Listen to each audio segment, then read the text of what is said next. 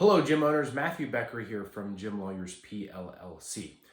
One of the services that we provide is a review of legal documents to make sure that you, as the gym owner, understand exactly what it is that you're agreeing to before you sign. Oftentimes, we end up reviewing commercial leases as part of this service. So a new potential gym owner reaches out to us and they say, hey, look, I'm looking at this commercial space and I've got this long lease, average of about 25 to 30 pages. We recently reviewed one that was 57 pages long.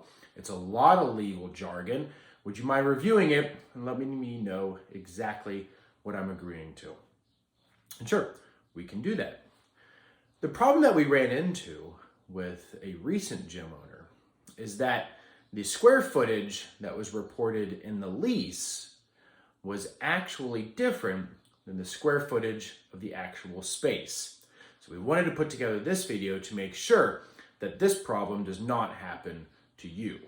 So here's the scenario. This new gym owner goes out and he finds what he thinks is an ideal location for his new gym. So he contacts the broker and through that gets to the landlord, and the landlord sends him the lease. And in the lease, any commercial lease, you're going to see a description of the premises. Ideally, what you want to look for is a description that describes the exact square footage of the commercial space. But oftentimes, and in this instance, what the commercial lease actually says is approximately this many square feet of space. Usually, we don't make too much of a concern about this because it can be cumbersome at times to ask the landlord to go in and actually measure the square footage of the space and then adjust the lease to say what it actually is, etc., etc. Plus, there's some potential liability in there for the landlord if he improperly or she improperly reports the square footage that you then sign into a legal contract about. So a lot of them like to use this approximate language. But this is the problem. In this instance, the square footage was reported at, let's say, 1,200 square feet in the lease. Approximately 1,200 square feet.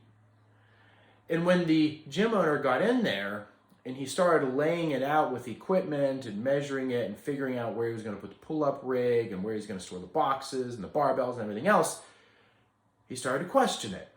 I was like, this doesn't seem like it's 1,200 square feet. So he put out a tape measure and measured it. Turns out it was 800 square feet.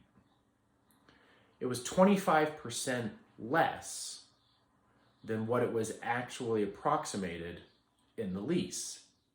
That's a big problem. So, our advice to you is if you are looking at a commercial lease, whether or not there's an approximation in there, sure, ideally, it would say exactly how many square feet it is that you're leasing, but chances are it's going to say an approximation. Ask to actually go in and do some basic measurements on your own in order to determine how close the actual square footage is to the approximate square footage.